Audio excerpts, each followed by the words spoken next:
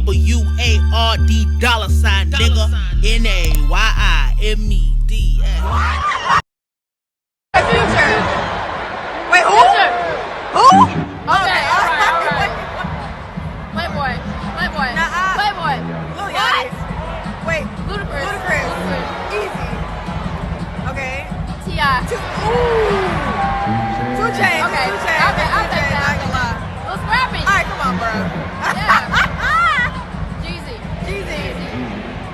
Okay. Outkast. Don't piss me off. Gucci Mane. Okay. Lil Baby. All right. He from the phone. Are we good? Young Oh, why would they do that? Why would they do that?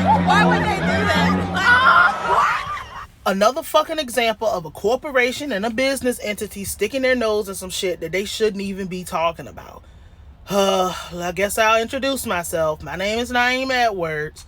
I'm not about to get up here on no soapbox and be like, oh, boycott no sports teams and do all of this. Because if you've ever been to any type of sporting event, especially NBA games, this is something that always happens, especially if it's a home game. So this was at the State Farm Arena, which I believe is in Atlanta or Georgia somewhere, right? When you go to these sporting events, they always have these little things to do when players and teams and shit call timeouts, or throwing t-shirts in the midst of the game, or just doing little anecdotal things, right, to keep the crowd entertained, because the shit would be boring if it was like halftime and somebody wasn't performing, or if it was a 2-minute timeout or a 3-minute timeout, or however. I don't know shit about basketball. That's not my ministry, clearly, right? I didn't even know who the fuck the nigga was that was playing the game. It's not his fault, though. It's not his fault. He's just a fucking employee of the NBA doing what he gets paid to do. They play these little games. They do this shit. But I feel like first and foremost, the name matchups on this shit was atrocious and uncalled for. Because, I mean, what was it? Jeezy and Rich Homie Quan? Like, are you fucking serious? And my thing is, if they was gonna do this whole little matchup thing, why are you taking something that's actively going on with two people in jail? And it's not the fault of the NBA as a whole in general, but I'm gonna blame them because fuck them.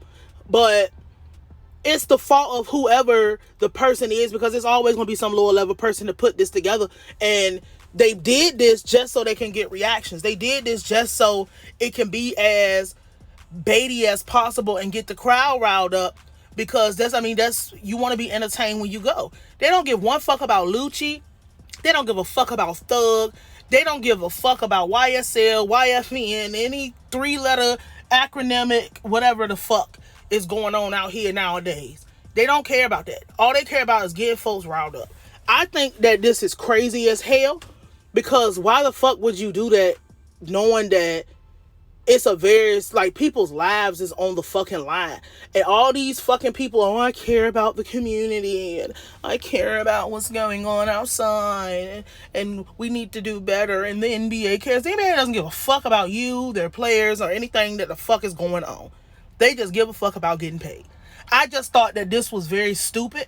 I thought it was very ridiculous, and whoever put this together, I mean, nobody's gonna do anything, so it doesn't even really fucking matter. All niggas is gonna do is just talk.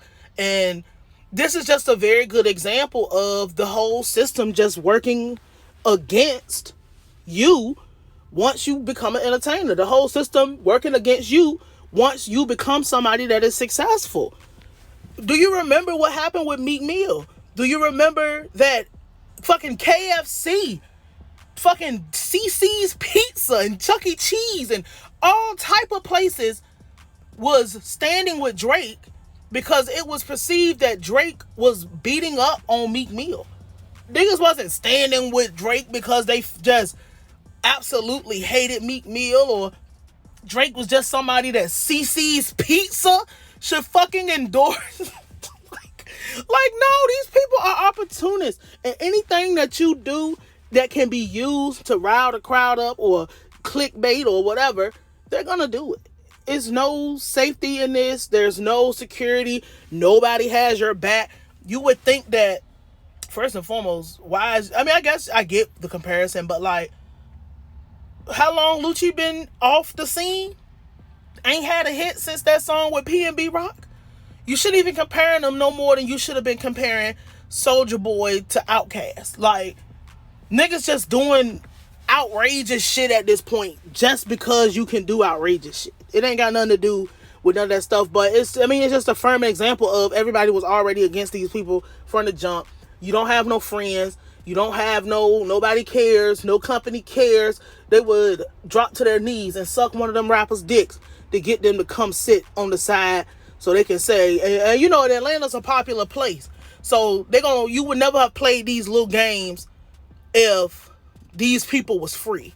That's all I'm saying. They wouldn't have did this if these motherfuckers was free, no more than they would have compared Gucci Mane to whoever the fuck they was trying to get you to pick for the bracket. You know what I'm saying? I still don't know this nigga's name. Devontae Murray? Whatever. Nigga's just at the job. The regular day at the job for him. So, that's all I gotta say about this bullshit. I you know. We'll be back on camera tomorrow. My name is Nayim. I'ma holler at you. NAYIMEDWARD $, nigga. NAYIMED.